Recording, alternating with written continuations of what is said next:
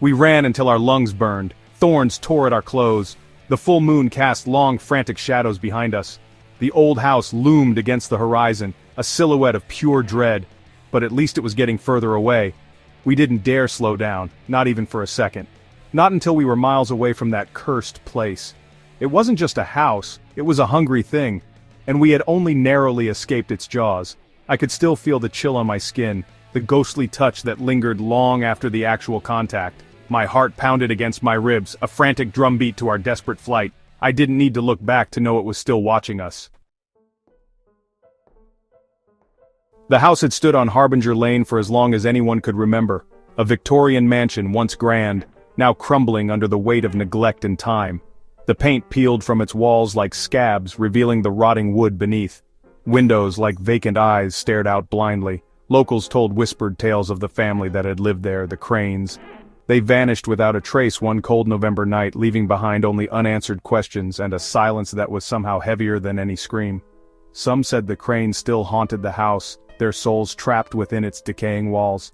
Others spoke of dark forces at play, of ancient evils lurking in its shadows. Whatever the truth, the house on Harbinger Lane was a place to be avoided. The air grew heavy as we approached the house. The scent of decay hung heavy, a mixture of damp earth and something sickly sweet. It sent a shiver down my spine, a primal warning that we should turn back. But curiosity, like a siren's call, drew us closer. The front door creaked open with a groan, as if disturbed after decades of slumber. Inside, dust motes danced in the pale moonlight filtering through cracks in the boarded-up windows. The air was stale and oppressive, thick with the silence of ages. Each footstep echoed in the vast emptiness, our voices hushed as if in reverence. Or perhaps it was fear that stole our words. There was a palpable presence here, something unseen that watched our every move. We had crossed a threshold, stepped into a place where the veil between worlds felt thin as parchment. The silence of the house was deceptive. It wasn't an empty silence, but one that seemed to hum with a low, constant vibration. A whisper just below the threshold of hearing. As we moved deeper into the house, the whispers grew louder, morphing into distinct sounds. The scrape of furniture across the floor above.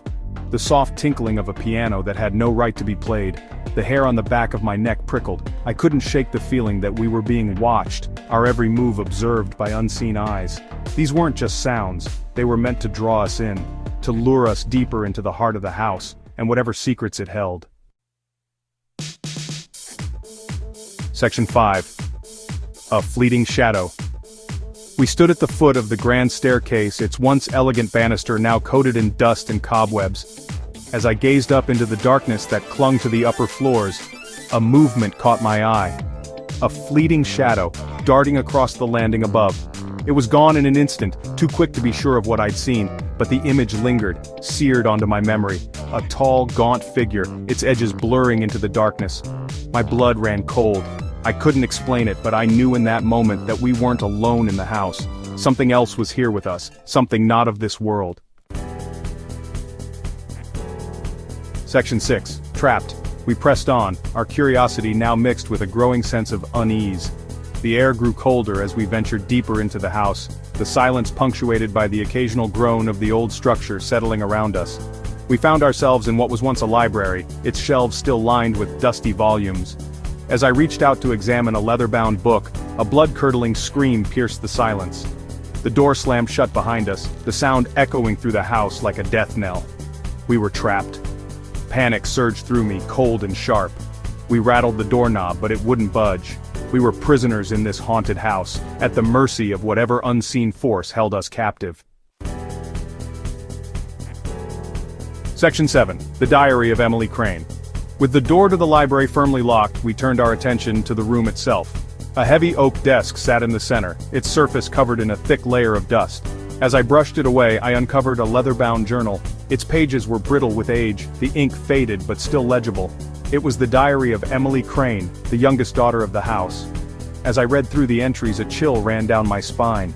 Emily wrote of strange noises in the night, of cold spots and flickering lights. She described feeling watched, hunted by something unseen. Her final entry, dated the night of the family's disappearance, ended with a blood-chilling sentence. "It's here. I can hear it coming for me." Section 8, Face to Face. The air in the library grew heavy, charged with a palpable sense of dread. The temperature plummeted and I could see my breath misting in the air. We were not alone. Then, it appeared. A figure materialized before us, seeming to coalesce from the shadows themselves. It was tall and skeletal, its eyes glowing with an eerie, unnatural light. I felt a scream catch in my throat, but no sound came out. We were paralyzed with fear, unable to move or speak as the entity glided towards us, its eyes fixed on me with an intensity that seemed to pierce my very soul. For a moment I thought this was the end. Section 9, Escape into the Night. Just when I thought all hope was lost, the entity let out an ear-splitting shriek. It recoiled, its form flickering as if in pain. The window behind it suddenly shattered, sending shards of glass flying inwards. The force of the blast knocked us back, breaking the spell that held us captive. We scrambled to our feet, our fear giving way to a desperate need to escape. We didn't hesitate, didn't look back. We fled the library, racing through the darkened hallways of the house, our lungs burning, our hearts pounding in our chests. The front door loomed ahead, a beacon of hope. We burst through it and into the night, not stopping until we were far, far away from that accursed place.